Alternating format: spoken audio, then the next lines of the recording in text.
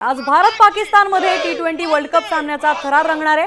त्या पार्श्वभूमीवरच मुंबईच्या गल्लीबोळांपासून ते शिवाजी पार्क मैदानापर्यंत उत्साह दिसतोय। शिवाजी पार्कवर सकाळपासूनच क्रिकेट प्रेमींनी मोठी गर्दी केली आहे, तर सर्वत्र विजयाचा विश्वास व्यक्त केला जातोय। शिवाजी पार्कवर क्रिकेट प्रेमींशी थेट संवाद साधलाय आमचे प्रतिनिधी संजय गडदे यांनी।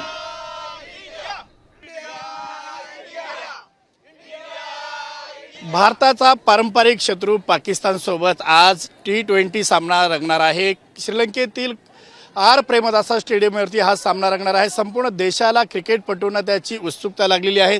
दादर छत्रपती शिवाजी महाराज मैदान जे आहे, या मैदानामध्ये देखील काही क्रिकेट प्रेमी उपस्थित आहेत। आपण त्यांच्याकडून जाणून घेऊया। हा जो सामना खूप दिवसांनी होतोय आणि पहिली गोष्ट म्हणजे पाकिस्तानने पहिलीच हार मानलेली आहे। ते खेळायला सुद्धा तयार नव्हते। याचा अर्थ असं होतं की त्यांनी पहिलीच हार मानलेली आहे आणि आतापर्यंत इतिहासामध्ये जर बघितलं तर आतापर्यंत हिंदुस्थानने वरचढ आपली टीम झालेली आहे आणि जेवढे वर्ल्ड कपचे सामने आहेत ते आतापर्यंत इंडियाने जिंकलेले आहेत। त्याच्यामुळे आजच्या सामन्यासुद्धा आम्ही एक हिंदुस्थानी म्हणून आजच्या सामन्यासाठी शुभेच्छा देतो।